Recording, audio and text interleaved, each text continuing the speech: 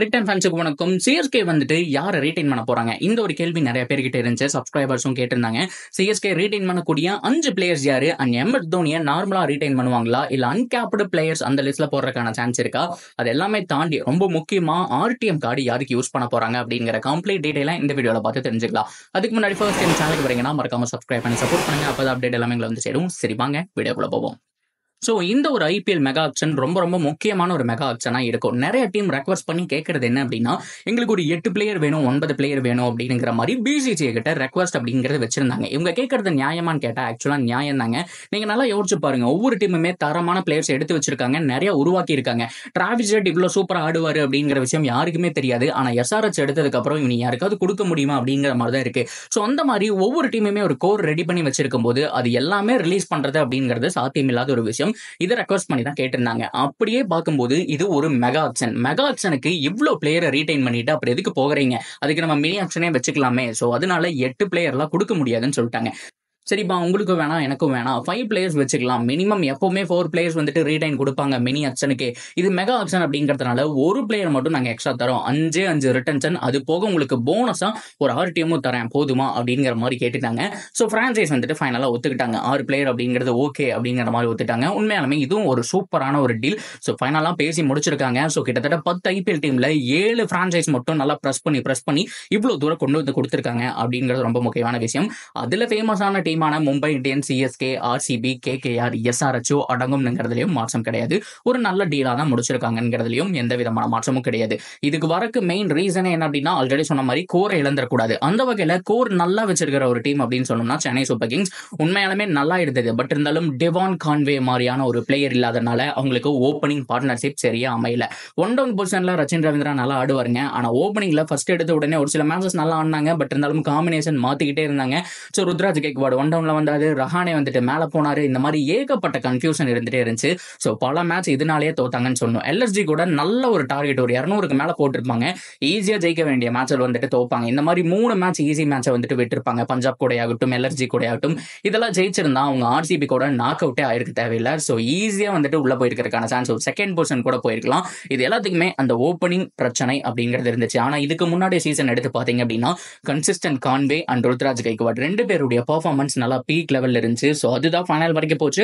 And ஃபைனல்லையும் Conway தாங்க உண்மையாலுமே ருத்ர தாண்டவம் ஆடி ஒரு செட் பண்ணி கொடுத்துட்டு போனாரு. ஸோ அதுக்கப்புறம் ஜட்டு ஃபினிஷ் பண்ணதான் நம்ம எல்லாருக்குமே தெரியும். ஸோ அந்த வகையில் சிஎஸ்கே ரீடைன் பண்ண போறது யாரு? ஸோ இந்த 5 பிளேயர்ல 2 ஃபாரினர் கண்டிப்பா இருப்பாங்கன்னு தெரியும்.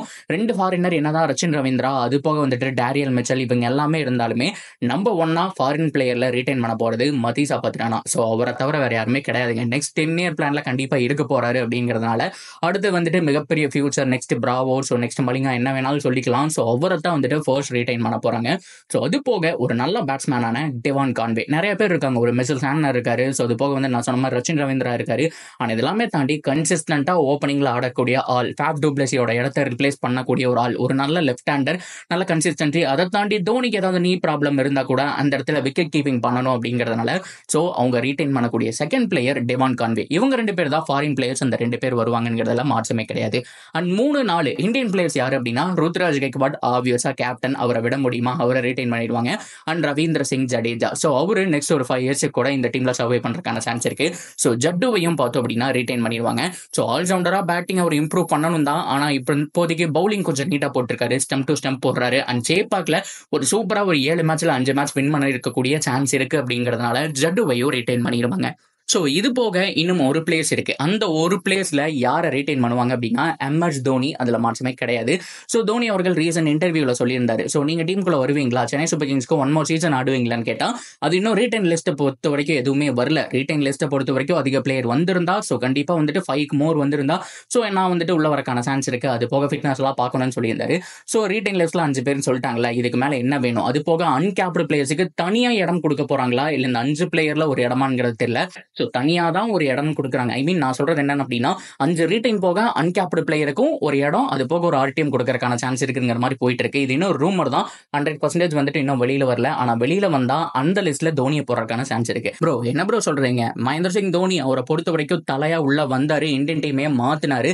அவர் பண்ணாத கேப்டன்சியா? ஸோ அது மட்டும் இல்லாம எத்தனை மேட்ச் கேப்டன்சி பண்ணியிருப்பாரு? அவர் போய் அன்கேப்டு பிளேயர் அப்படிங்கிற மாதிரி சொல்லாமான்னு கேட்டா, கரண்ட் இந்தியன் டீம்ல இல்ல, ரிட்டையர்ட் ஆயிட்டாங்க அப்படின்னாலே கேப் இல்லைன்னு தான் அர்த்தம். அன்கேப்டு பிளேயர்ஸ் அப்படிங்கிற மாதிரி தான் சொல்லி ஆகணும் அப்படிங்கிற மாதிரி ஒரு ரூல் சொல்லிட்டு இருக்காங்க. ஸோ உண்மையாலுமே அது ஒத்துக்க வேண்டிய ஒரு விஷயம் தான். இப்போ சவுத் ஆப்பிரிக்கா டீம்ல வந்துட்டு ஃபேஃப் டு பிளஸ் இல்ல, ஆனா அன்கேப்டு பிளேயர் கேட்டகரியில தான் அவரும் வருவாரு.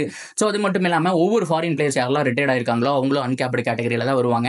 இந்தியன் பிளேயர்ஸ் யாரெல்லாம் ரிட்டையர்ட் ஆகிட்டு ஐபிஎல் மட்டும் ஆடிட்டு இருக்காங்களோ அவங்களும் அன்கேப்டு பிளேயர்ஸ் அப்படிங்கிற மாதிரி தான் மென்ஷன் பண்ணப்படுவாங்க வரப்போற ஆப்ஷன்லையும் சொல்லியிருக்காங்க. ஸோ இதனாலேயே தல தோனிக்கு தனி ஸ்லாட் கிடைக்கிறதுக்கான சான்ஸ் இருக்கு.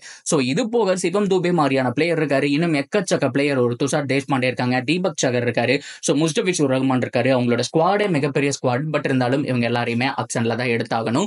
ஸோ இது போக சிக்ஸர் சிவம் தூபே, ஆறுசாமி இவர் ஆக்ஷன் போவாரான்னு கேட்டா எஸ், ஆக்ஷன் போறதுக்கான சான்ஸ் இருக்கு. ஆக்ஷன் போனாலும் ஆர்டிஎம் போட்டு சென்னை சூப்பர் கிங்ஸ் எடுத்துட்டு போயிடுவாங்க. ஸோ இதுல வேற யாராவது ஆக்ஷன்ல விட்டுட்டு அதுக்கப்புறம் ஆர்டிஎம் போறதுக்கான சான்ஸும் இருக்கு. ஒன்னு சிவம் தூபே போவாரு, அப்படி இல்லைன்னா வேற யாராவது போறதுக்கான சான்ஸும் ஹைலி பாசிபிள். ஸோ என்ன நடக்க போகுது அப்படிங்கிறத பொறுத்திருந்து பார்க்கலாம். ஸோ இப்போதைக்கு சிஎஸ்கே ரீடைன் பண்ண போறது இவங்க தான், பத்திரானா, டிவான் கான்வே. ஸோ அது போக நம்மளுடைய Ravindra Jadeja, Ruturaj Gaikwad, MS Dhoni and RTM for Shivam Dube. So இதுதான் என்னுடைய ப்ரெடிக்ஷன். உங்களுடைய ப்ரெடிக்ஷன் என்னவோ தாராளமாக கமெண்ட்ல சொல்லுங்க. அண்ட் தொடர்ந்து அப்டேட்டுக்கு சேனலோட இணைஞ்சிருங்க. மறக்காம சப்ஸ்கிரைப் பண்ணி சப்போர்ட் பண்ணுங்க.